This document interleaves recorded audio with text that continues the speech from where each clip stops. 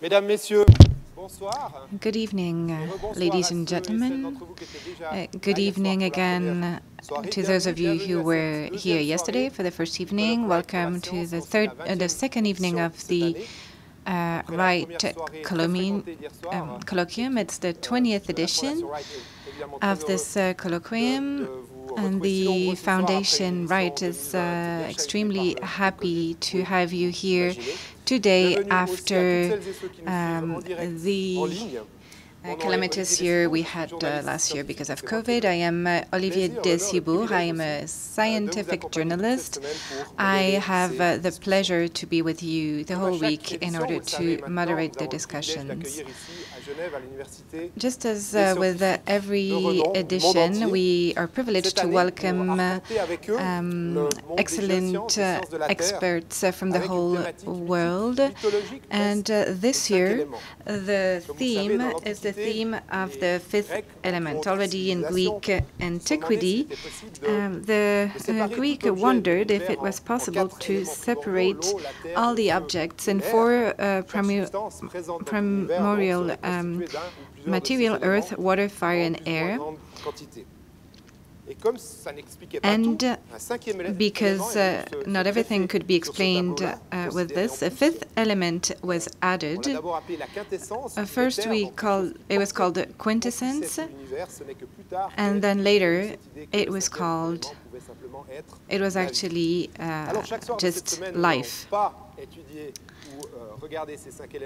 So every evening of this week, we will consider these elements not under the angle of mythology, but we will go deeper into the research of these renowned scientists.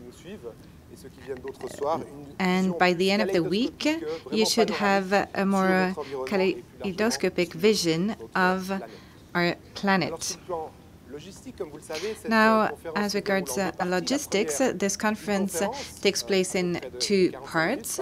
The first part will be a conference, 45 minutes, and then the second part, for the second part, we will welcome on stage other speakers,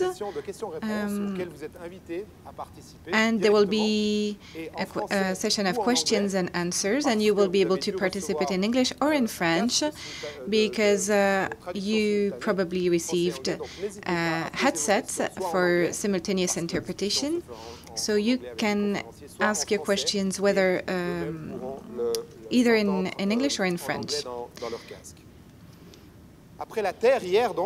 Yesterday we heard about the Earth, and today we will talk about the fire. We will talk about the volcanoes, and for that we have the immense pleasure to welcome Stephen Sparks, who is a professor at the University of Bristol. In order to introduce him, I am going to invite Costanza Bonadonna, who is a professor in volcanology at the Faculty of Sciences at the University of Geneva.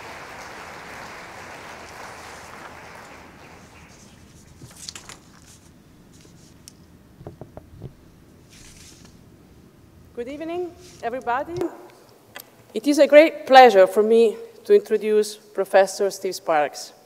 With around 500 papers, several edited and co-authored books, and more than 55,000 citations, Professor Sparks is an internationally recognized expert in the fields of volcanology, igneous rocks, and risk associated with natural hazards.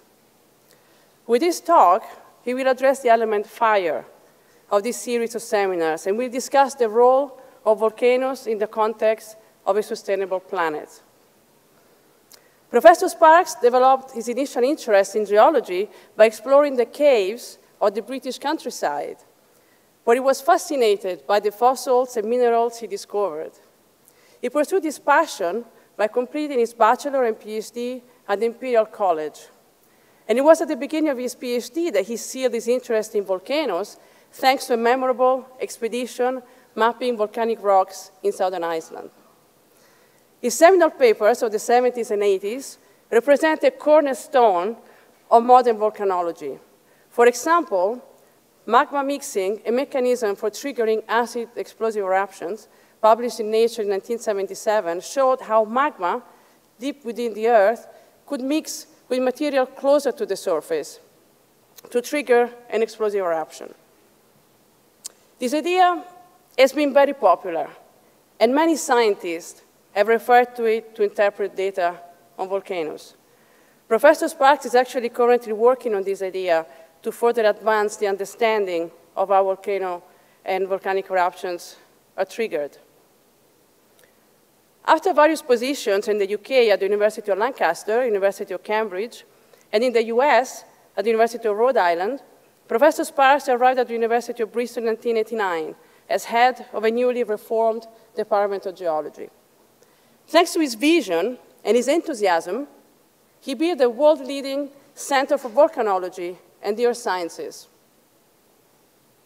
But what probably most marked the scientific career of Professor Sparks was the eruption of Sophia Hills volcano on the overseas territory of Montserrat, where he was chosen to lead the monitoring effort and advise the British government.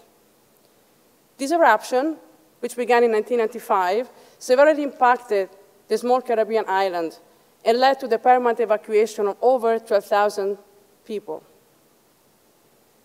This experience added a human dimension to his volcanological vision, which inspired him to pioneer methods for assessing the danger posed by volcanic eruptions, helping governments to improve decisions about evacuations and rebuilding. Thanks in part to his work, volcanic eruptions are now taught in British schools. In fact, a lot more could be said of the amazing work of Professor Sparks, and we could stay here for the whole night and longer. However, what I'd like you to appreciate most is the legacy of Professor Sparks.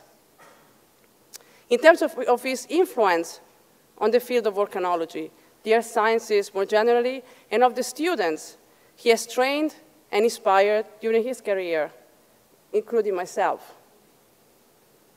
He was one of the first to apply mathematics and physics to the interpretation of volcanic deposits in the field, bringing volcanology into the modern era. He believes that important answers come from the field and from the understanding of physical processes. However, he also appreciates the insight provided by numerical modeling, in particular in the frame of risk reduction. Professor Sparks has a distinguished record service to the geological community, including presidency of the Geological Society of London, of the International Association of Volcanology and Chemistry of Earth's Interior, and of the Volcanology, Geochemistry, and Petrology section of the American Geophysical Union. His awards and honors are also outstanding, including the Geological Society of America's Arthur's Day Medal in 2000, the European Geoscience Union's Arthur Holmes Medal in 2004, the Royal Medal of the Royal Society of London in 2018, and the Knight Bachelor also in 2018. And finally, the Veterans Prize in 2015, which is considered as the Nobel Prize of Earth Sciences. From a personal point of view, I had the great opportunity to get to know Professor Steve Sparks as an inspiring supervisor, an amazing volcanologist in the field, a charismatic leader during the management of the Montserrat volcanic crisis, an enriching team player in any collaboration he has been involved in, a unique scientist with the capability of bridging the gap between multiple disciplines, and above all, an amazing person with an extraordinary sensitivity for both the personal and professional growth of his students, his colleagues, and his collaborators. This is why it is not just a pleasure, but an honor for me to introduce Professor Sparks to this prestigious audience this evening. Sir Stephen Sparks, the floor is yours.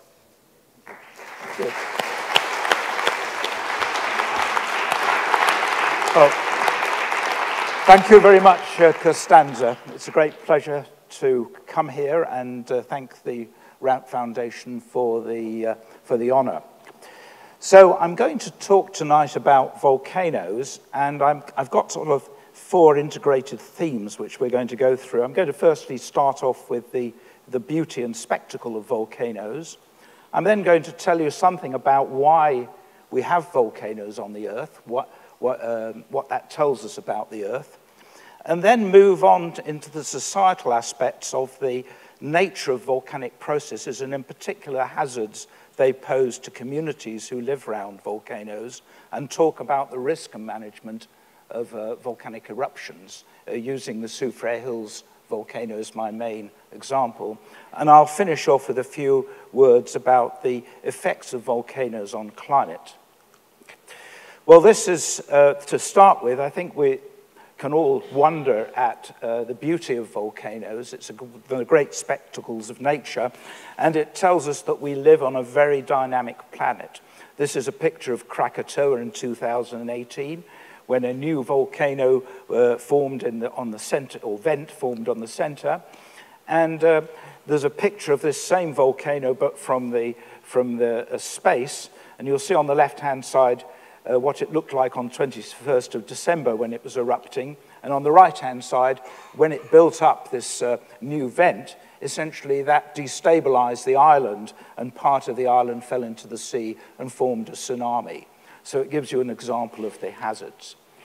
This is a volcano in Cordon-Coyo. I think I've just chosen this because it's such a spectacular picture of lightning playing as the volcanic explosion happens. All sorts of electrical charges are developed, and we very often get spectacular lightning. And finally, if you like, my volcano friends, this is the Hunga volcano in Tonga, which really has surprised everyone in volcanology. It erupted in January 2022, and this was a gigantic eruption, incredibly energetic, about the most energetic volcanic event we've yet recorded on Earth. And this is a cloud about 500 kilometers in diameter from an explosion which probably only took a few tens of minutes. It's really quite amazing. And it's also got the world record of the highest volcanic cloud. It got up to 57 kilometers, almost got into the mesosphere. So I think those photographs introduce us to the spectacular character of volcanoes. And just really to finish off this part, I'd like to have a look at the giant eruptions in Earth history. When you get really big volcanic eruptions, they form enormous craters called calderas. And the very biggest eruptions that have happened in Earth history form these gigantic craters. We can look in the left of Pinatubo in 1991, which is pretty well the biggest eruption of the 20th century, a 1-in-100-year event. And it formed a very large crater, erupting about 5 cubic kilometers of magma. We can look at one of the largest, if not the largest, eruption of the last 1,000 years on Earth, Tambora in 1815.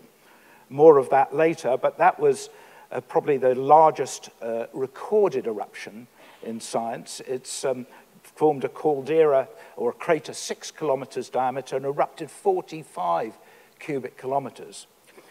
And then there's the biggest of them all is the giant Toba caldera, which erupted 74,000 years ago. It's a crater 100 kilometers by 30 kilometers.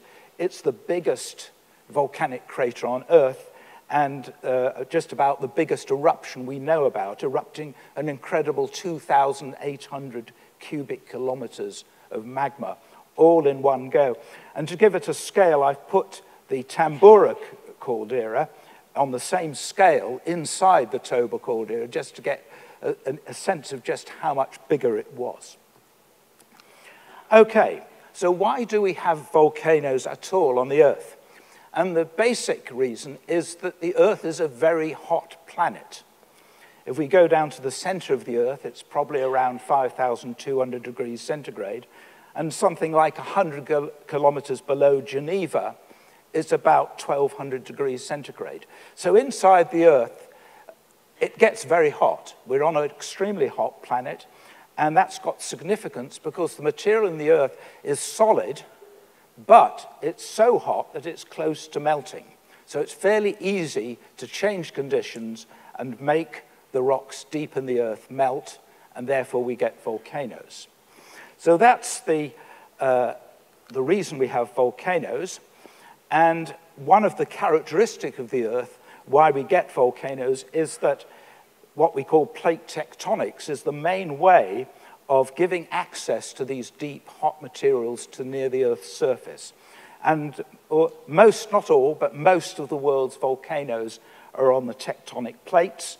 And I'm sure many of you will know about plate tectonics. If you look at the South Atlantic, we see the African plate pulling away on the mid-Atlantic ridge, and the South American plate splitting apart, and we get volcanoes all down the ocean ridges.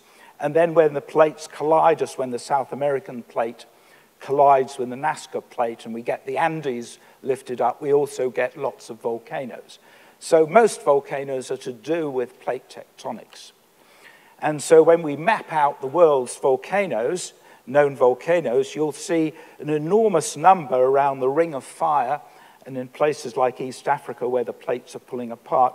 You'll notice that these are the known volcanoes, and they're mostly at where the plates are pushing together. And the reason you don't see many volcanoes mapped is on the ridges is because it's too deep and we don't know very much about them. So not many of them are mapped on the ocean ridges. But take a look at Iceland, load of volcanoes there. That's one of the few places on Earth where the tectonic plates are pulled apart. It actually gets to above sea level, and we see lots and lots of volcanoes, and people who can go down there and in submersibles and see them. Now, so this is the idea of the tectonic plates. You can see in the diagram, it's sort of famous diagram that's reproduced in many different forms, but basically the plates pull apart at the ocean ridges, and one of the plates pushes back down into the Earth at where the plates collide. And you'll see I've got two, in the yellow you'll see decompression, and around where the plates are pushing together you'll see water released. And the point I want to make is you usually think of melting as heating things up, lighting a candle. But in the Earth, the two main mechanisms are reduction of pressure and adding water to the hot rocks of the interior, which makes them melt, which is the same thing as putting salt on the road in the winter to make the ice melt. So adding another substance which lowers the melting temperature. And so that's why we get volcanoes. Now, just to show you how wonderful the science is now, we can use seismic waves to make images, tomographic images, very like medical procedures of scanning internal organs. And what you see are two wonderful images. On the right-hand side, you'll see the East Pacific Rise, and that's a tomographic image. Essentially, when seismic waves go through the Earth and they're hot and they've got melt present, the waves slow down, and if they go through cold rock, the seismic waves go faster, and you can calibrate that, and you can see at the East Pacific Rise, one of the great ocean ridges, you can see the cold plates pulling away, but right in the center, it's really hot. There's a lot of melt there from the seismic imaging. And then in Japan, you can see the plate going down. You can see that the plate itself is blue, where that big blue arrow is. You can even see earthquakes along the plate boundaries. Those little dots are the earthquakes that are actually defining where the plate is. And you can see above the plate, there's little orangey red areas. That's where the mantle above the plate is melting, and that's because we're adding water and making things melt. Now, we talked from Friedholm's talk last night about being a blue planet, but inside it's a green planet. The main rock that makes up the Earth's mantle is called peridotite. It's full of magnesium silicates, olivine, and it's, as I mentioned, it's a solid rock. And the diagram you can see here is a diagram of pressure against temperature, and I've used a rather technical term called here solidus. It's really the melting temperature, the word we use for melting temperature of the rocks. Rocks don't melt at a single temperature. You heat them up and they get to a point where they get hot enough and a little bit of melt forms. And that temperature where a little bit of melt forms is called the solidus. And you can see something labeled the dry solidus against temperature. And you can see if I've got a green dot, that green dot, under normal conditions, the temperature's below the solid. In other words, it's not molten. But if we follow that green arrow and we go from where that green dot is at 100 kilometers to, say, 50 kilometers, we hit, by just changing the pressure, we hit the melting temperature and we start to melt and we get volcanoes. And then the other mechanism is that if we add a little bit of water to the Earth's interior, we can reduce the solidus, the point at which things melt, dramatically by hundreds of degrees centigrade. So we only need to add a bit of water and everything melts, and that's why we've got the ring of fire in the Pacific to provide that process. So that's really why we've got the interior, and we can look at the ridges. And just to look at this diagram, I just want you to follow the arrows which show the movement of the mantle as the plates move apart. You can see that the movement or the flow lines are moving away from the ocean ridges. And then the smaller arrows are showing where the little bits of melt that form as the pressure reduced, they flow to the axis of the ocean ridges and form volcanoes. And you can see in the green, the crystalline nature. What actually happens is when it starts to melt, little tiny droplets of melt form around all the little crystals, and that's shown on the other side, the diagram here. And that melts as the plates move apart, it gets squeezed out and it flows to the ocean ridge and we get volcanoes. The other important thing happens at the ridge as well, because the volcanoes of the ocean ridges are underwater, mostly underwater, and what happens is the volcanoes on the ocean ridge form these rather bulbous-looking lava flows, very strange-looking things, and they heat up the seawater, and the seawater gets heated up to 350 degrees centigrade, and the rocks of the sea floor get hydrated. They form hydrous minerals, and those hydrous minerals are eventually going to be taken to the other side of the plate and pushed back down into the earth and release the water, which makes the mantle melt there, and we get more volcanoes in that environment. So it starts, actually, what happens in Mount St. Helens or wherever starts at the mid-ocean ridge by seawater, because we live in a wet planet. Just a few facts and figures about volcanoes. There have only been about 551 historically active volcanoes, but we know there's a lot more than that which have yet to erupt historically. There's at least 1,500, and if we count all the ones on the ridges, there's probably more like 3,000. Roughly, there's 50 eruptions per year, some on the planet. You don't hear about many of them because they don't get the press attention. So you only hear about them when they get into the newspapers and people are affected. And as I say, there's two aspects here. The one I'll talk about, these large eruptions affect climate. And the very important point is as the global population increases and infrastructure and development increase, the risk from, even though volcanoes are not increasing in time, the risk from volcanoes is increasing dramatically because of human development. Let's have a look at why we get explosions in volcanoes. I'm not going to go in much detail, but you see it's a sort of the champagne model, really. Magma deep, perhaps several kilometers under the volcano, it has lots of gases dissolved in it. And when it comes up to the volcanic vent, these gases bubble out, but they bubble out violently and produce great pressures which shatter the magma and erupt jets of volcanic material into the atmosphere with great violence. These flows can accelerate up to hundreds of meters per second. So that's basically why we get volcanoes exploding, and I'm going to focus from now on mostly on explosive eruptions. Now, there's two sorts of phenomena that happen on volcanoes, and I'm going to show you a little bit of film first, but one, formation of volcanic plumes.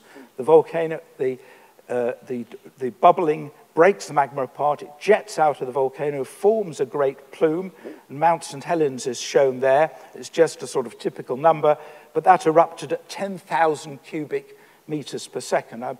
My guess is, I wouldn't be surprised if this room's about 10,000 cubic meters. I'm just doing a guess, but it's certainly, that's the amount it erupted per second, and it did so over several hours. You can see at the bottom an experiment. You can reproduce these in the lab by very simple experiments. This is a mixture of fresh water and very fine particles injected into a tank of salty water, and it rises up and forms a very similar structure. And we can learn about the physics from very simple laboratory experiments. But basically what happens is that ash, very hot ash, heats the air that's dragged into the flow and makes it buoyant and go up to high levels in the atmosphere. So what I'm going to do now is a little bit of interlude where I stop talking. About 7 or 8 years ago, I got funding from the World Bank to work with international colleagues in volcano observatories around the world. And to cut a long story short, we've produced 18 films for the general public in 8 different languages. And fortunately, one of those is French. These are films for the public to explain how volcanoes work and their hazards. And you can download these all for free on the web. And the website's shown there. It's called Volfilm. So I'm going to shut up now. Magma is the molten rock beneath volcanoes. It's filled with gas that expands as it erupts, like the bubbles in a fizzy drink when a bottle is opened. In explosive eruptions, this tears the magma apart and shatters solid rock. These explosions form fragments of magma and rock, which range in size from a fine dust to boulders the size of cars.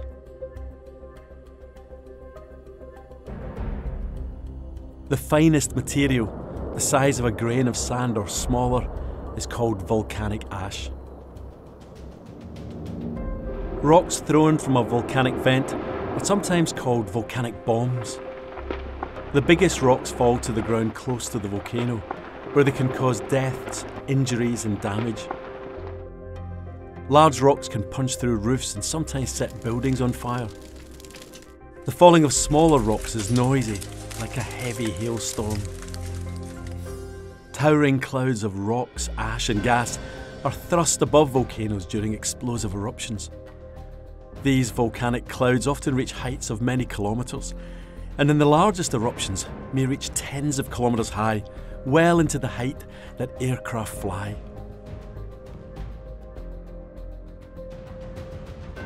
The ash clouds are blown by the wind tens to hundreds of kilometres from the volcano. The time taken to reach these distances depends on the speed of the wind.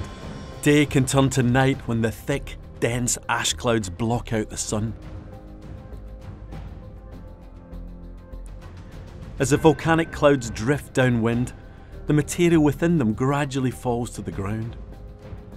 The thickest deposits form closest to the volcano, where buildings and land can be buried.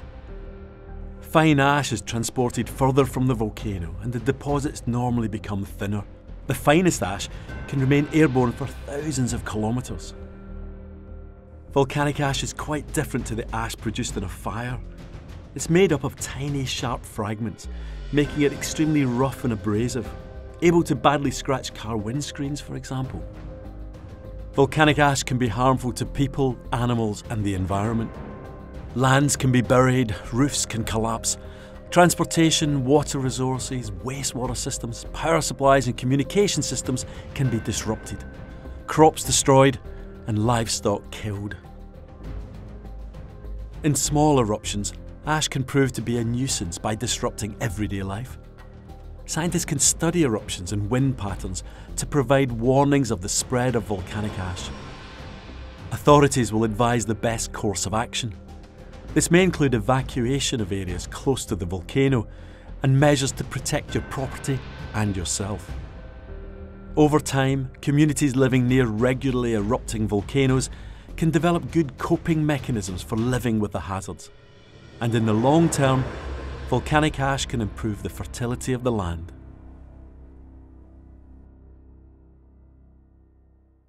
Okay, well, the other kind of activity that a volcano can do, which is even more hazardous than the first kind, is a phenomena which was called column collapse and formation of what are called pyroclastic flows. And the little experiment right at the bottom shows you how you can reproduce this in a very simple laboratory experiment.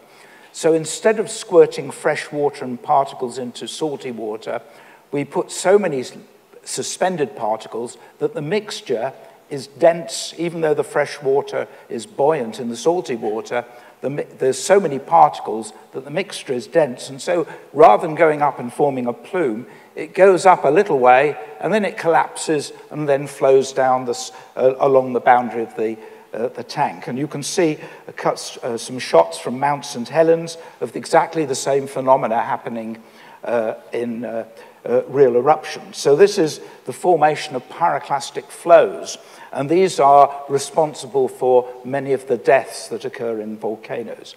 And again, I'm going to show you a short film from our Volfilm series to illustrate these.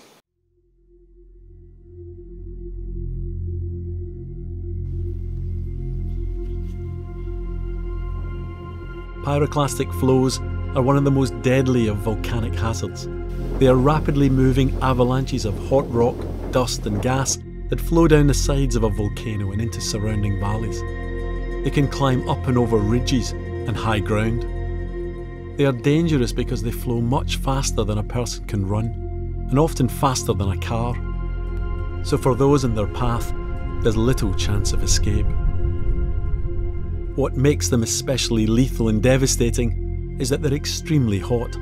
During the day they appear grey and ashy, but at night they can be seen glowing red hot. They destroy and burn anything in their way. Death or severe injury is certain for those caught by a pyroclastic flow. There are two main ways pyroclastic flows may form. Sometimes a volcano explodes and forms a fountain of hot pulverised rock and gas that first rapidly rises into the sky and then falls back, forming pyroclastic flows which race down the sides of the volcano. Other times, instead of an explosion, sticky lava oozes out of a volcano and piles up around the summit. Pyroclastic flows can then form by parts of the lava collapsing.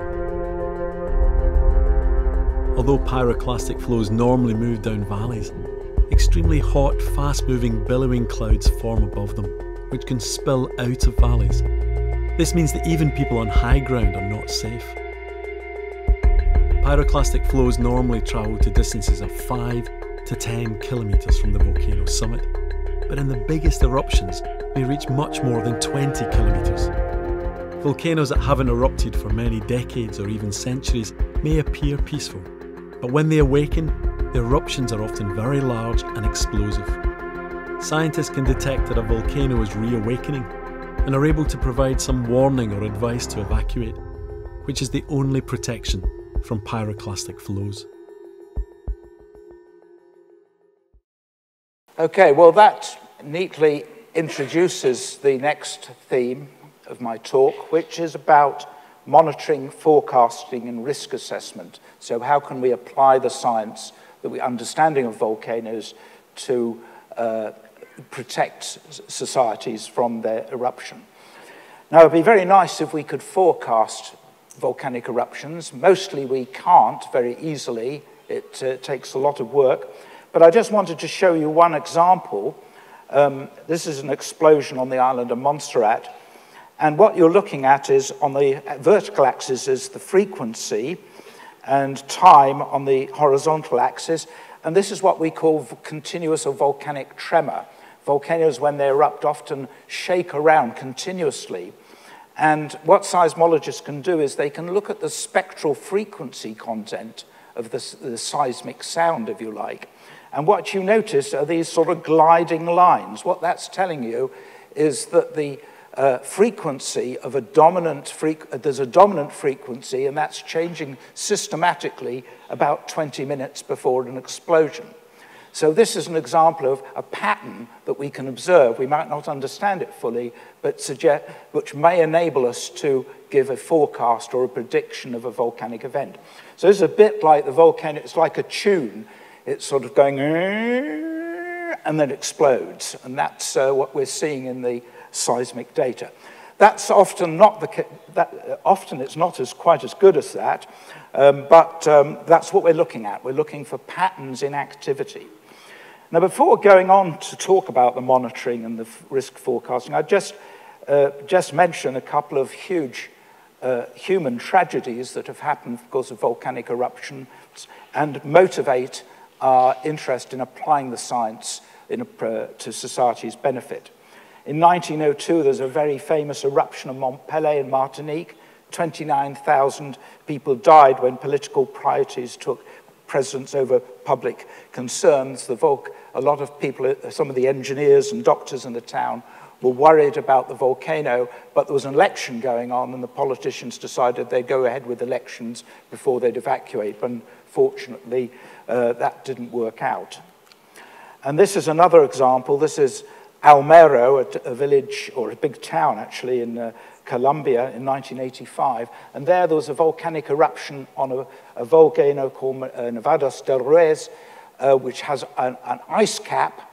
And there was some explosions on the ice cap, and the hot material melted the ice, and therefore a huge flood of water and melted ice and rocks poured into the town, and 23,000 people were killed. So these are two examples of things we'd like to avoid. So I'm going to take you, as Costanza mentioned, to one of my favorite volcanoes, the Soufrière Hills volcano in the Montserrat, which erupted for 15 years between 1995 and 2010. You can see the volcano, the head of the island, steaming away.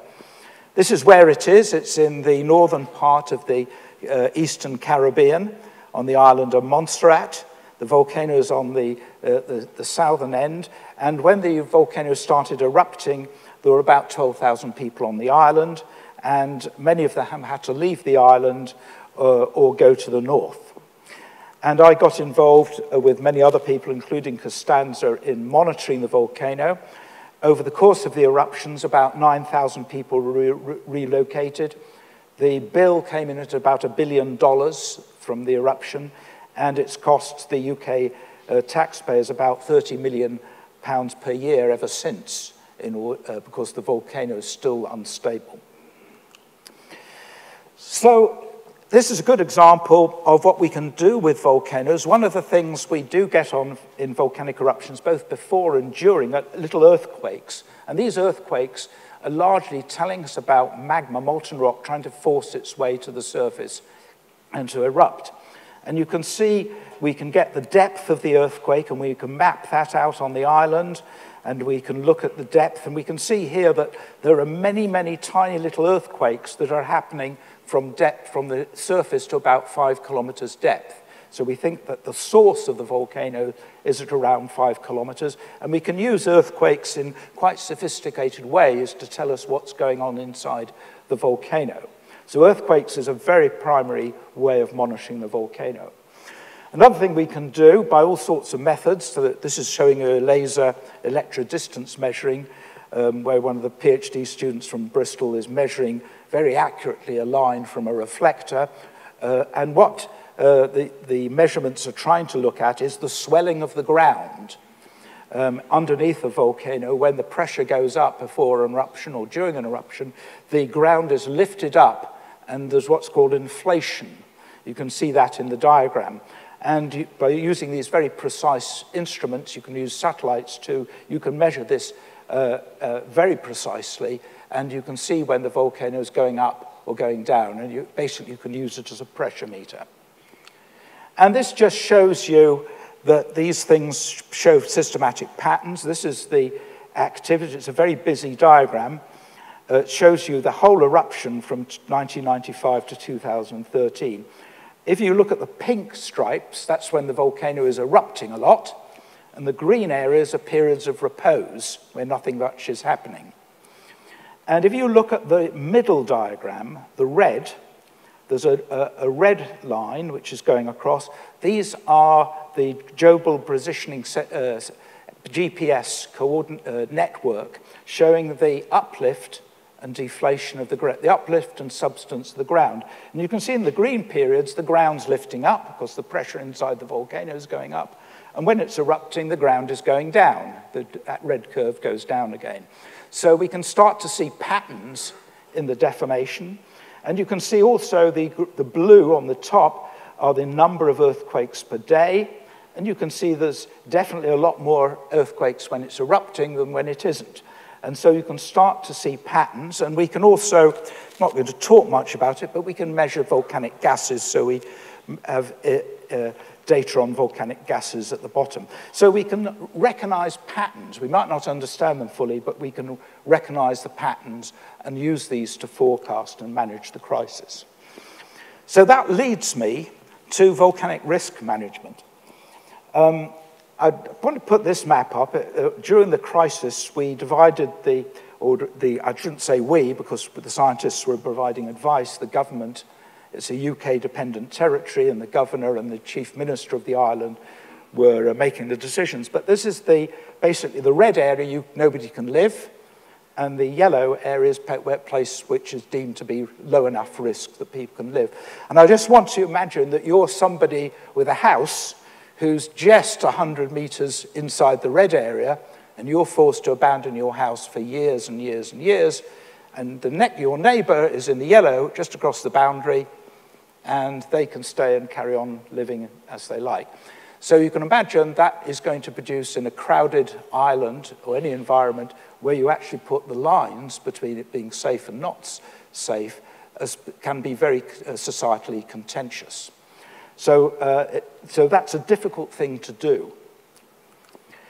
Well, how do we do it? We do something called probabilistic risk assessment, and it's basically the idea of getting a group of scientists around, a committee, and talking about the science, the models, the observations, general understanding of volcanoes, and trying to answer questions like the following. What's the chance that a village 6 kilometers northwest of the volcano will be inundated by a pyroclastic flow that you saw in the movies? So that's the sort of question we're trying to answer. Easy to pose, but not very difficult, rather difficult to answer. And of course, if there are hundreds or tens of people living in the village, they really need to know whether the risk is high or not. Now, what goes into it is, in a sense, a synthesis of all the science we know, and just as important, the science we don't know, because we want to give a sense of how confident we are when we make the risk assessment, what's the uncertainty, and that's really always a very important part of any risk assessment. Is what you don't know is just almost as important as what you do know. Now, in 2003, we were faced with the following problem. The volcano had been erupting a lot, and what you're seeing is an almost 1,100 meter high mound of 850 degrees centigrade lava sitting on top of the volcano. And this kind of situation is very unstable. Bits of it can fall off and form pyroclastic flow. And to the right, the place called the Upper Belem Valley, there were a few hundred people living in small villages and towns, also small villages and communities in that area. So we were being asked to assess the risk that one of this lump would fall down this particular valley rather than the other valley and go to these villages and threaten them. And here's the plan. You can see on the map the area, you can see where the volcano is, and you can see in that rather detailed map, you can see the blue areas where the people are really concerned about. So how did we do that? We gave them the advice that this area should be evacuated on the 8th of October 2002.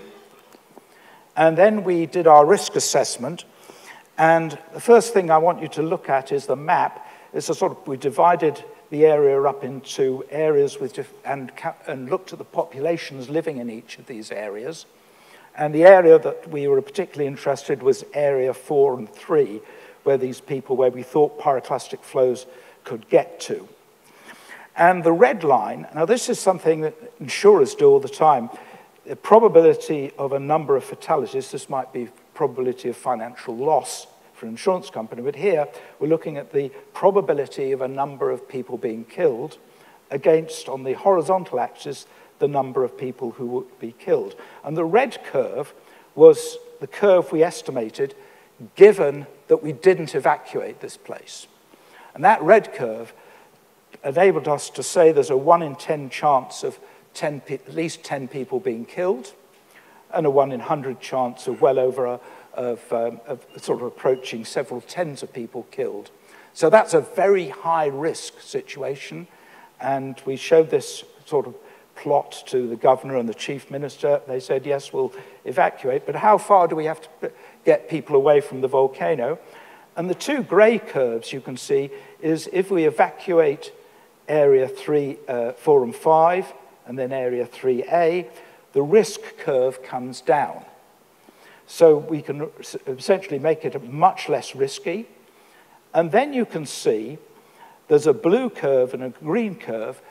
The green curve, I think, is the earthquake risk in the Caribbean of death, and the hurricane curve is the death from a hurricane. So in other words, that comes down to a level of risk which is comparable to the risk people essentially take by living on in the Caribbean, that there's a very small chance that they might be killed by an earthquake or a hurricane. So we could show by evacuating areas 3 and 4, we were reducing the risk to that level. We weren't eliminating risk, we were reducing it. So that's basically how we did it. What actually happened? This is the 12th of July, 2003. A few months later, the people had been evacuated for a few months. Not all of them terribly happy. And then this happened. That enormous mound, remember it's 1,100 meters high, it's 200 million cubic meters of hot stuff, and that's what happened on the 13th of July. The whole lot fell into the sea and formed a tsunami, but it fell off into the east. It didn't fall towards the village. We didn't know that. We thought this was the most likely thing to happen, and you can see that, therefore, as soon as that had happened, the risk was reduced and the people could move back to the villages. So that's what happened in that particular case. So I'm going to finish with just a few remarks about, we talked about this last night quite a lot, but about climate change and the impact of very large eruptions on climate. And this is something I think is of concern because it's a sort of threat on a regional and global scale. When you get one of these huge eruptions, it puts up a whole pile of dust and gas into the atmosphere. And in particular, sulfur dioxide goes up into the stratosphere and reacts with water and forms sulfuric acid. And this forms droplets in the atmosphere, which essentially scatter back the solar radiation. So the effect of a very large eruption is global cooling. Now, it's not quite as simple as cooling. Obviously, near the surface, some of the sunlight is prevented from getting to near the Earth's surface. So the surface there, the troposphere, cools. But actually, the stratosphere heats up because some of that solar radiation heats up the little aerosol droplets. They absorb the heat. And so we actually heat up the stratosphere. And that affects, particularly if you have a tropical eruption, it affects the whole global circulation. And so we get weird climate effects for a few years after one of these big eruptions. So that's the one we're interested in. We had a good example of this in Pinatubo in 1991. The red shows you the outline of the Philippines, and you can see a sort of 400-kilometer diameter cloud injected into the stratosphere. And on the top left, you can see an infrared image of that huge cloud. And in the bottom, you can see a satellite image of where all the sulfur dioxide has gone. And in 3 weeks from this eruption, sulfur dioxide encircled the whole globe. And then over the following year or two, the circulation of the Earth, what's called the Hadley cells, brought those aerosols to the poles and essentially polluted the whole atmosphere. And so we got the expected effects of global cooling. So these big eruptions produce atmospheric pollution on a global scale. Now, I just thought I'd show you this because it shows you volcanology, in a way, has some broad interest for climate. This is one of the few occasions where nature does a gigantic experiment. It shoots up a lot of muck into the stratosphere, and then it affects the heating of the Earth, and we can test global climate models. Now, these are, of course, compared to today, fairly primitive numerical models, but what I want you to see is that if you look at the top map, where you're seeing it a bit orangey, it's basically warmer than it should be, and where you're seeing it's blue, it's colder than it should be. So this is the perturbation map from Pinatubo. These are the observations. And on the bottom, you can see a numerical model, a global climate model, with the same inputs of aerosols. And it's not a one-to-one match by any means, but basically the similar pattern emerges. And you get some very odd effects. You can see, for example, particularly on the modeling side, that the east of the United States gets pretty much colder in summer.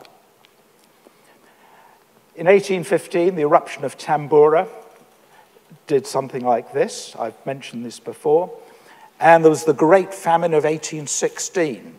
In fact, I'll just read out the coldest summer in 1753 to 1960 in Geneva, Switzerland. And you can also see in it the estimated temperature in 1816, where the temperature dropped by 1.5 to 2 degrees globally. And you can see it took quite a few years to recover. So these big eruptions have big effects. And you can see in the price of wheat that in the 1816, which was a terrible year for the harvest, the wheat price tripled because of the eruption, mostly in the eastern United States. So an eruption in Indonesia had created frosts and snow throughout the summer of 1816, ruining the crops, and therefore the wheat price went up. So pretty dramatic effects. And this is the final slide. What happens if we get super eruption, one of these, something like Toba, which is vastly bigger than Tambora. I mentioned it was 74,000 years ago, formed the biggest crater on Earth. And we think we might have found it in ice cores in Antarctica. Whenever one of these big eruptions happen, all the sulfuric acid goes to the poles, the aerosol gets deposited there, and it forms a layer, and you can measure this in the ice cores. And this is the plot of the sulfate in the ice core from Antarctica. And don't worry about the reading too much, except that this is about 50 times bigger than Tambora in the same signal of Tambora in 1815. So, and it's about the right time for Toba. So we get an enormous signal. Now, we can, from that ice core data, we can put that into models, which the Met Office in the UK have done, and we can see what happens, and it doesn't look terribly good. Basically, we get temperatures down to -15, -10 below normal for several years, perhaps maybe a decade or two. And you'll also notice, paradoxically, in the models, the poles actually heat up. And that's because of the heating of the stratosphere and so essentially the transport of heat to the polar regions that are caused by the perturbed climate. So it's a very interesting area of research and concerns us about what would happen with a really gigantic eruption of this kind. Don't worry, they probably happen every 50,000 years or so, so we needn't worry too much. Okay, thank you very much.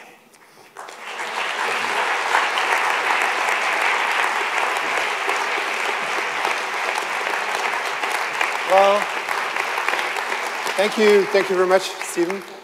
Take a seat, and as said, we now have the great pleasure, because it's the richness of this colloque Wright pour la science, to welcome on stage further speakers of the colloquium to have a discussion all together. So I have the great pleasure tonight to invite last evening speakers Friedhelm von Blankenburg. I look at them, Nick Lane, who's going to speak on Friday, and Ilke Fer as well. I'll present them in a second. Please take a seat. So as said, we'll have now a Q&A. So question and answer session. I will start asking some questions and then open the floor to questions. If you're interested, there are 2 microphones, let's say, walking around. So please raise your hand and I'll give you the the word. And if you are listening or watching online, you can also ask questions online through the chat system that is with the live stream, and they will be relayed on stage tonight with us. So let me turn to you, our three additional guests, and maybe I'll start with you, Friedhelm. You were here yesterday. Without redoing your talk, you're a professor of geology, geochemistry in Germany, in Potsdam. What is the link of your research, if you had to tell in very few words, with the volcano? They emit lots of gases which affect atmospheric composition, which affects the chemical decomposition of the Earth's surface. On the other hand, if there wouldn't be any volcanoes, we wouldn't even have any proper Earth's surface. So they're incredibly beneficial for keeping everything going. Besides the hazards, I would say the benefits by far outweigh the hazards on the long time perspective. Ilker, you're an oceanograph. You're going to be speaking tomorrow evening. What is the link to your research? And you're studying the dynamics of oceans, if you can sum it up. What is the link to your research with volcanoes? Correct. Thank you. It was a great talk. I can draw many parallels. Maybe the most important, I would point to the ocean ridges. The ocean circulation follows topography, the bathymetry of the ocean. It's very highly constrained with the Earth's rotation and the bathymetry. So the mid-ocean ridges, Steve presented, it controls how the ocean circulates. And there's much more. So let's talk about underwater volcanoes with unique. You're a professor of biochemistry at UCL in London. You're going to speak on Friday on the origins of life. So this big theory that life originated close to underwater volcano. Well, not actually volcanoes, funnily enough. So not the black smoker vents. Well, I don't think so anyway, that Stephen was talking about. But he talked about the green planet underneath, olivine, as a mineral. And olivine will react with water and become hydrated, as he said. And now that reaction itself releases heat and produces a different kind of hydrothermal vent, which has been associated with the origin of life by Mike Russell in particular. And these really, you would find these vents, they're called alkaline hydrothermal vents, and you find them on any wet rocky planet, or at least we would predict to find them on any wet rocky planet. And what they have that I love as a biochemist is that we have alkaline fluids going into what would have been an acidic early ocean with a lot of CO2 degassing from the volcanoes.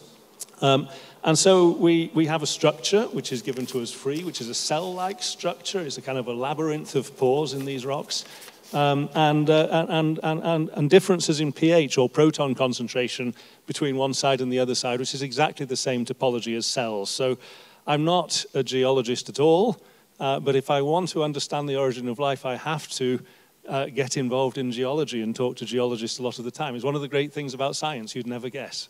So we'll talk about this on Friday. Maybe two short questions, comprehension questions. And one is related to a story of my family. We were lucky to be on Stromboli last year for the holidays. And you might know that this volcano has the particularity to erupt every 20 minutes or so. So I was a big star that day because I could predict to my kids that the volcano could actually erupt. I told them, it's coming in 5 minutes, and then it erupted, so I was a star. You didn't mention why some volcanoes do erupt so regularly, knowing that, for example, Etna is just a few kilometers away, and we don't know when Etna will erupt. So technically, what is the difference? Okay. Oh, you have your mic. Oh, yes, I've got them. Yes, well, there's some volcanoes where the flux of magma to the surface is sufficiently high that the pipe gets warmed up. And the introduction of heat is greater than the loss of heat. And so this pipe eventually develops into a continuous pathway up which magma can move and erupt continuously, and you get a volcano like Stromboli.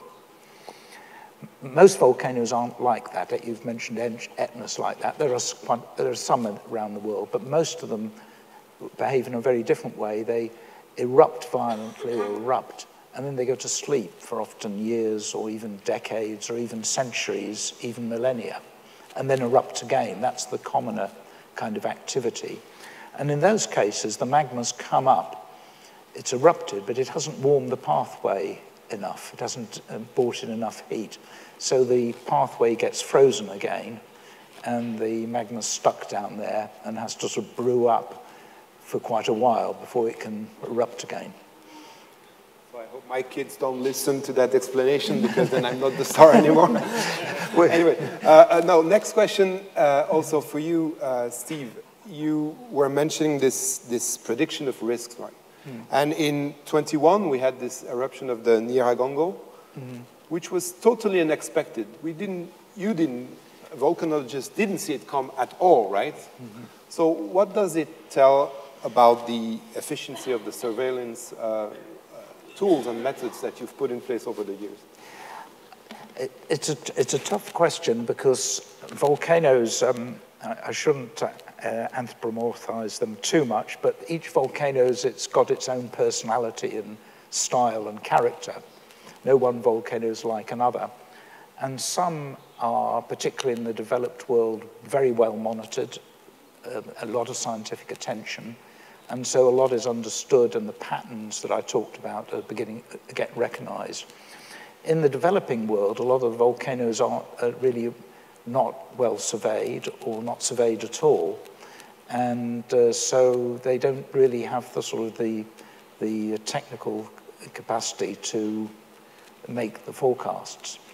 So I think that's a problem that, I think there is a lot of help done by the developing world supporting volcano observatories in countries like Indonesia and Guatemala and so forth. But notwithstanding that, there's not so much known about those volcanoes, and they're not as well monitored. And Nyiragongo, of course, is in a place where there's essentially been a civil war and refugees, and it's a pretty difficult place to do any science, to do science well. Even though the Goma Volcano Observatory is really quite well staffed by very capable people, they haven't got the equipment. And last question for me, related to the risks issue that you mentioned, and it's also actually for the three of you. With risks goes uncertainties. How difficult is it to communicate that risk? What is your experience to the maybe politicians or decision makers? And the same questions to you all. How is it in your fields of research, be that on CO2 absorption, on the origins of life, or on the oceans, circulations, the dynamics of the oceans, communicating that uncertainty? Maybe starting with you, Steve, and then we'll go. I think it's really quite a significant challenge, because a lot of areas of natural science and natural science hazard are very uncertain, partly because we don't understand the science, or we don't have enough data, or the models aren't well enough developed, all sorts of reasons where the uncertainties are very large. And communicating that to to decision makers is challenging. I mean, that's happened in COVID responses as well. So very similar things happen. I think the best way is that you can give very broad bounds of things which are likely, very likely, not very likely, and try and give the numbers, map that onto sort of words. But even that's challenging, because some people what's very unlikely for one circumstance may not be very unlikely in another circumstance, even though it's the same probability. So it's a challenging area, and I think the only thing you can do is talk and explain to the politicians and the decision makers, and educate them in areas of probability and risk, quantitative risk assessment. But they do keep changing, the politician, don't they? I mean, Britain, we certainly have noticed that recently. It's quite difficult. You've basically talked to a civil servant or a politician, and you think they're starting to understand about volcanoes, and then they're off somewhere else, and somebody new comes in. So it's, that can be challenging. Any comment from you? Yeah, okay. I think it's a great question. One of the most challenging things for the scientists to put uncertainties in risks and predictions. And I could point to, for example, the IPCC approach. It has been a pain to communicate the risks, and they ended up with definitions like highly likely, very highly likely, most likely, kind of quantifications to communicate to policymakers. So if you ask a scientist, he will never be sure. He says there's always some uncertainty. He can't conclude. But now we're getting tighter and tighter to be more decisive and conclude on the results. Yeah. Oh, yeah. Yeah, but I found the most fascinating part of your excellent talk, the Soufrière volcano, where just you showed us all these villages on the crest where you expected the ash flow to come down. So humans appear to make their own risk assessment, and how do they do this? I mean, there must be larger benefits to live in the risk area of a volcano than the risk that you might face. So how do individuals make that decision to move there and to stay there, and their kids also stay there or they leave?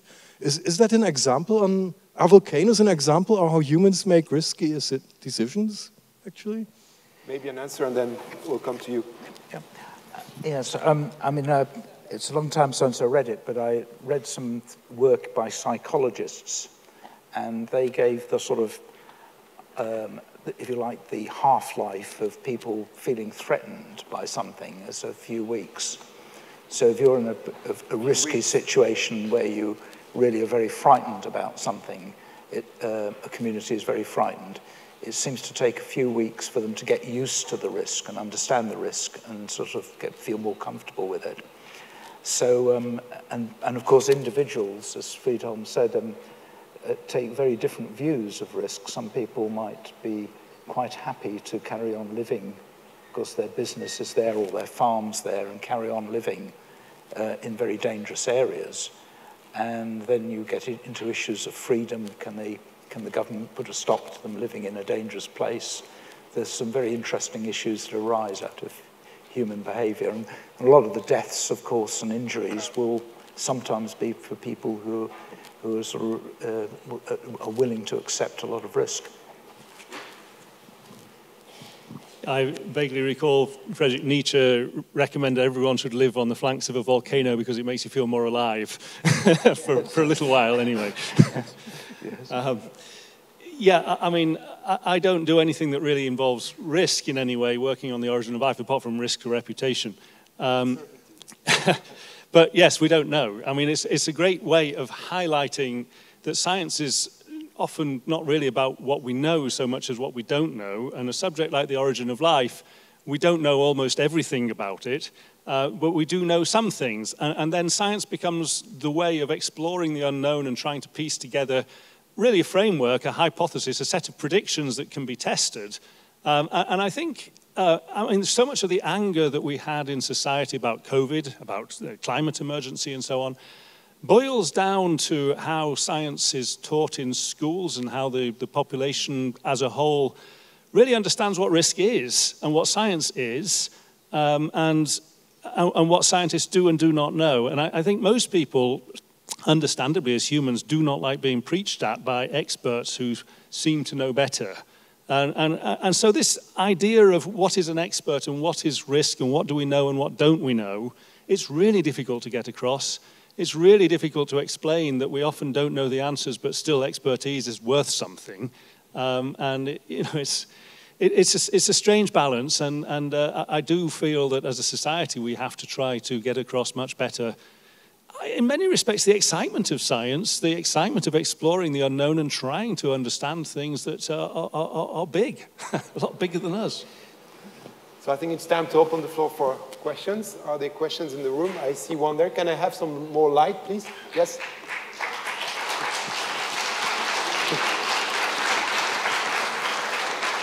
Thank you. Thank you. Professor Sparks, thank you for an excellent presentation. I'm particularly proud for you being here because I did my doctorate at Bristol. But my question is perhaps rather uninterestingly, not sociological. It's not philosophical about science, but it's very technical. You clearly made the connection between tectonic plates and volcanic activity. And actually I'm cheating because I don't have just one question, I have three. The first is, why are they tectonic? Why are they called tectonic? What does the word tectonic mean? The second is, why are they plates and not just aggregates? And the third, which is really seeking root cause for volcanic activity, is why do they move? Ah, right, okay. You have your... Yes, if you've got a spare hour, I can probably do my best to address this. I think the point about tectonic is that the outer skin of the Earth, the lithosphere, is cold and brittle. The very outer parts are cold and brittle, and it breaks when you put enough stress on it, either pull it apart or push it together. And so it breaks, and those processes of breaks, I guess, breaking up the very near surface of the Earth is what people, where the origin of the word tectonics. Why it isn't a sort of granular material, I would say, is because the nature of the crystalline matrix is such that the deformation mechanisms are related to things like diffusion of molecules under high temperature, and it's not like pulling apart sand, which doesn't pull apart very well. It's a continuous material which interacts on a molecular scale. So I don't think a granular model is a particularly good way of characterizing most of Earth materials. I can't remember the third one, but is... Why do they move? Oh, why do they move? Yes. Well, it's simply that a plate, when it's about 30 million years old, becomes denser than the hot rocks underneath, and so wants to sink. And any sort of perturbation on the Earth's surface that makes it sink a little bit will make it sink more, and then it's a runaway process. So subduction is really the fact that by the time the plate's more than 30 million years old, it's denser and wants to sink. So it's all gravity as well? It's largely, yes, largely gravity, but acting on temperature, controlled by things like temperature and changes in mineralogy and chemistry and so forth. But yeah. We have a question online. Actually, we have quite a few questions online. So we can start with this one. So what is the probability of having a super eruption in the next few years? And if that happens, would that be beneficial for the current climatic situation and climatic crisis? Yeah. Okay, the stats of it are that super eruptions probably happen.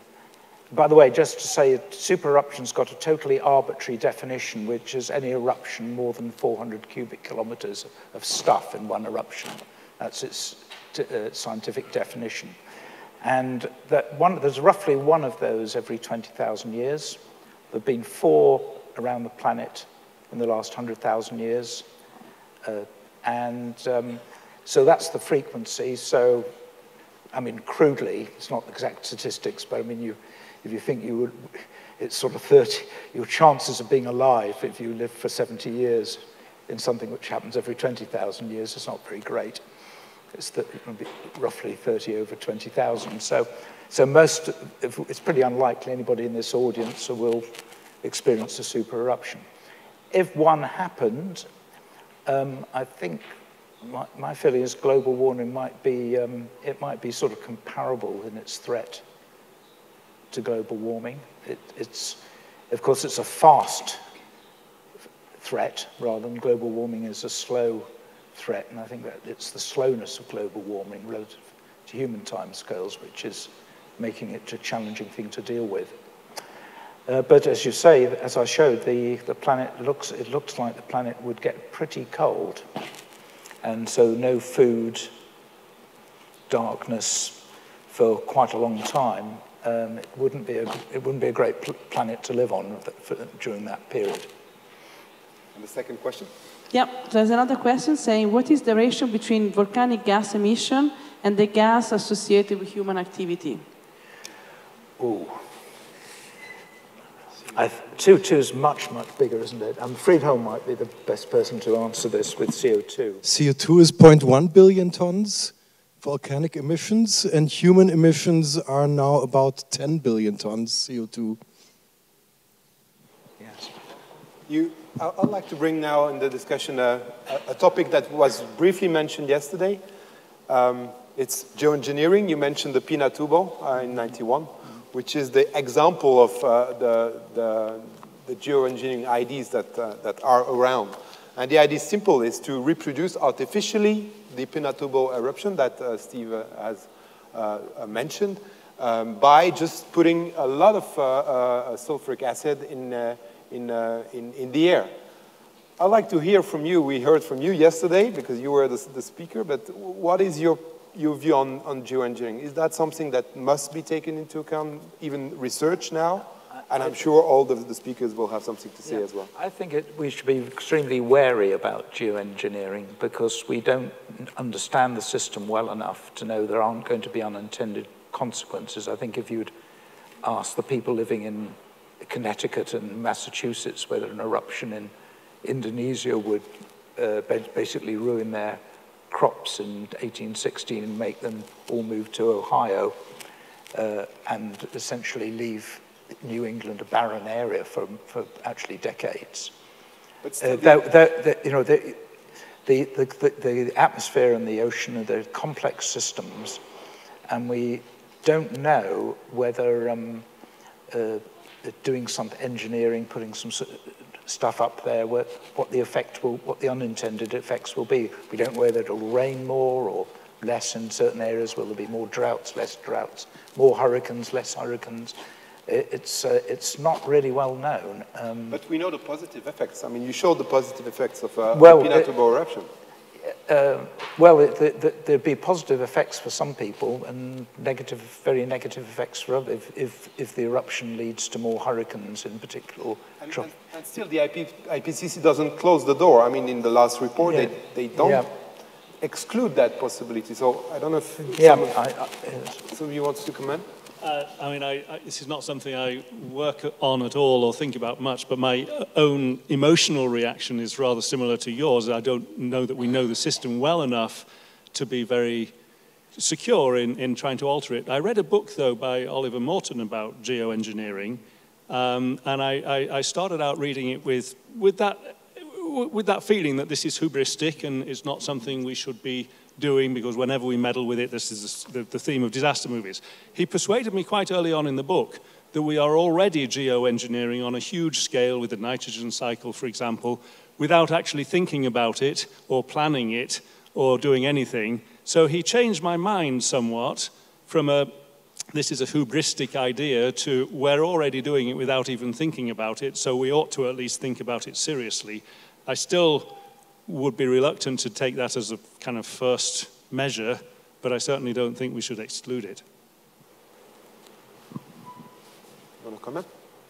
Well, I gave my comment on this yesterday, in particular in terms of aerosol to injection in the stratosphere, and like Mount Pinatubo has done for global cooling. There's all sorts of moral issues involved, which you sort of mentioned. One thing is you can do this for a time, and you cool the area beneath it, but then at some stage you abandon those measures. By that time, global warming has increased, and you get a super fast, super hot pulse for the area that was previously cooled. And if we know how societies work, they're probably not going to do geoengineering for the next 300 years, but maybe for the next 3 years, with luck for the next 30 years. But what happens after the discontinuation of any aerosol dispersal? And these are things that even beyond the scientific point of view, we don't think those through. So I'm very skeptical, I must say. Are there further questions? Yeah, there's one up there and then here. So up there, please.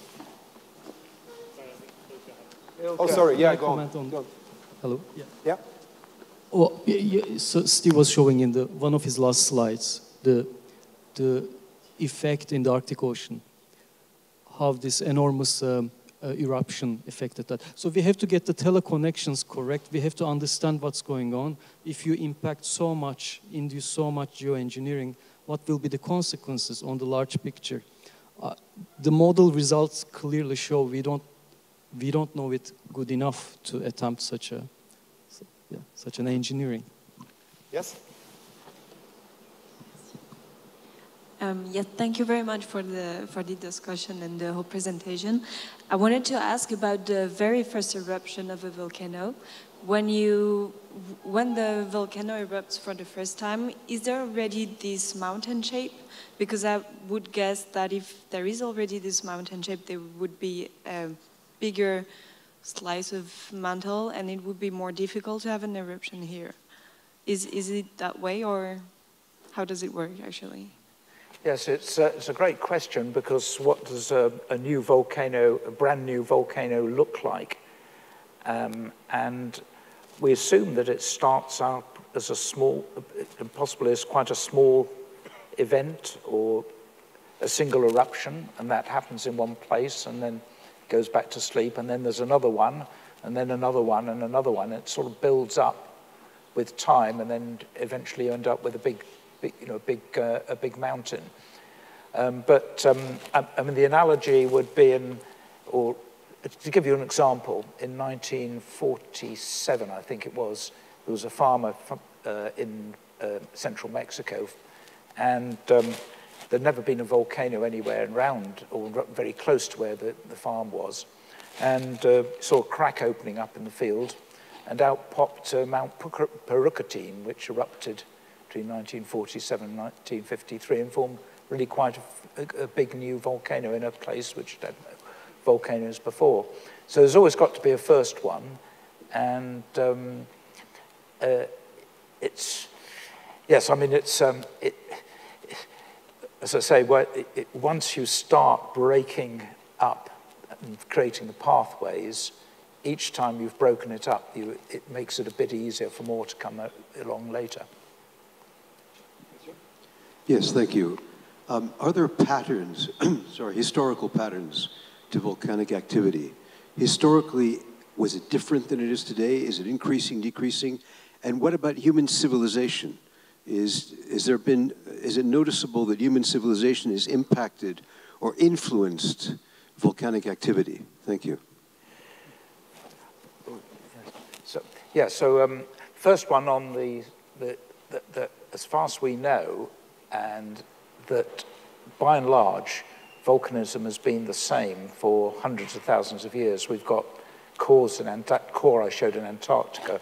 We've looked at every single sulfate layer, and we've looked about the rates of deposition of sulfate from big eruptions has increased or decreased or is some way connected to climate cycles.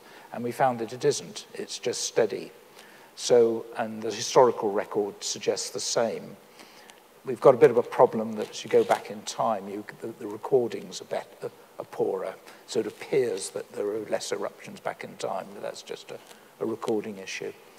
And the second... Civilizations, yes, I mean, there's some nice, well, I'm not sure nice, but there's some very interesting stories about various civilizations like the Mayans and the Minoans from the eruption of Santorini in Greece, and the Mayans from eruptions in Central America being affected by big volcanic eruptions. But the other way around, can civilization affect volcanoes? Not as far as we know. We talked yesterday about one phenomena which definitely is, when there's a deglaciation and the ice caps melt. Yesterday with Friedhelm's talk, we talked about that actually what happens then is the ice loading on the Earth's mantle decreases and the mantle rebounds, and we get more melting than usual, and we get more volcanism than usual. So melting ice caps, by natural or by, as we are at the moment, by unnatural anthropogenic effects, may well affect volcanism. We have a question there. Yes, please. Bonjour. J'aimerais vous poser une question. Good evening. I would like to ask you a question. Est-ce qu'un volcan peut créer un cyclone? Can a volcano create a cyclone? Et comment? And if so, how would that happen? Oh, that's an excellent question. I'm not sure I know the answer to that one. I mean, they're formed by different sorts of mechanisms. Hurricanes and typhoons and things are formed by are believed to be associated with sea surface temperature going up above some degree. I think it's 26 degrees or something like that. Then those are sort of conditions to prime hurricanes. And whether a volcano would affect things enough to cause a hurricane, I'm not sure. I'm not sure it's definitely no, but I'm not sure what the mechanism would be. It's just worth pointing out that when Pinatubo eruption, when I showed you the slides from the satellites and so forth, there was actually a typhoon coming into the Philippines at the time, and the volcanic cloud completely dwarfed the typhoon. So some eruptions like Pinatubo are actually much bigger systems than even big typhoons. So time is running. I'll take two questions from one from the online audience and one from the room. Start with the online. Okay, there's a double question online. Go on. I hope that counts. So can we exploit volcanoes as source of energy? And can we also modulate the energy of volcanoes? Okay. Well, the first one is yes. Geothermal energy is an enormous reservoir of energy that we could exploit. It runs into some problems because the technology is such that it has to drill into rocks with very corrosive fluids often.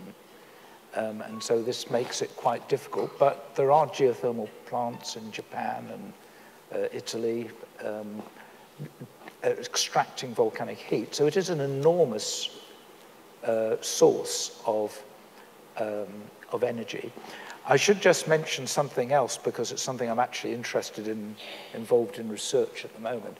The other interesting thing is that underneath volcanoes, when the gas comes out, it leaves behind brines, and these brines are full of, can be imaged underneath many volcanoes, and they're likely full of interesting metals like lithium and copper and zinc and so forth, which are very interesting to to us because we need all that. We need huge quantities of metals if we're going to drive around in electric cars and get to net zero.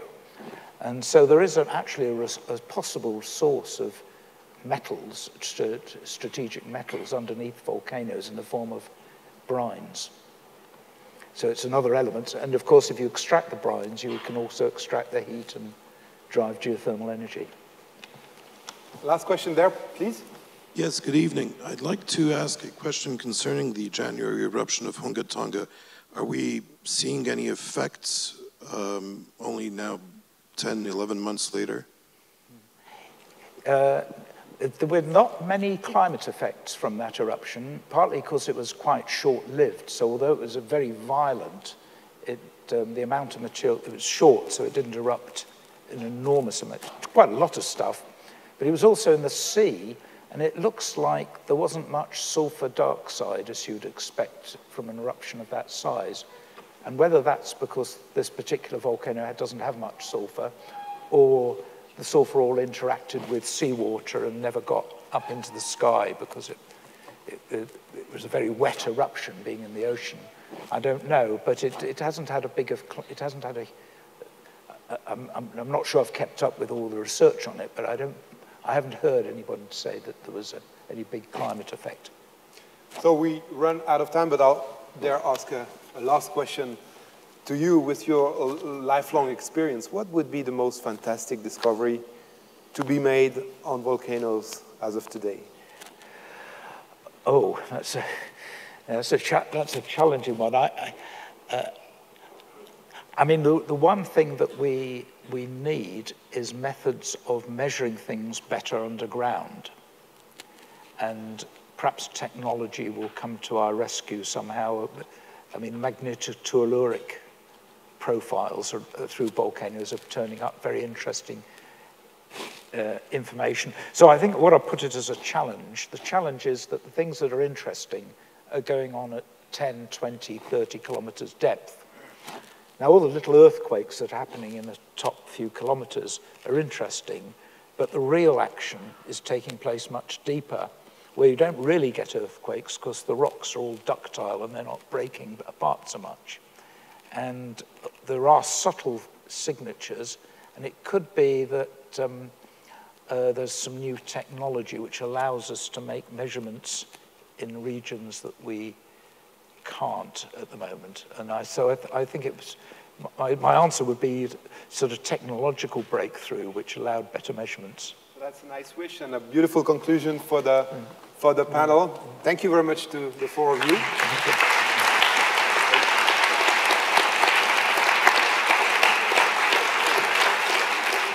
Voilà.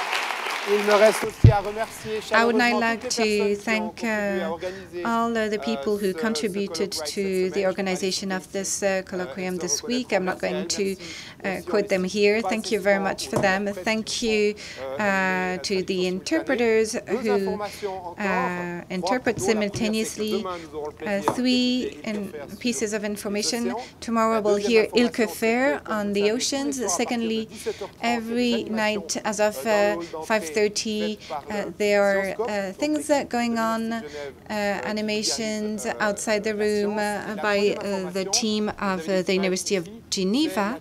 And the third information, there's a show just as every evening between 6:30 and 7:30.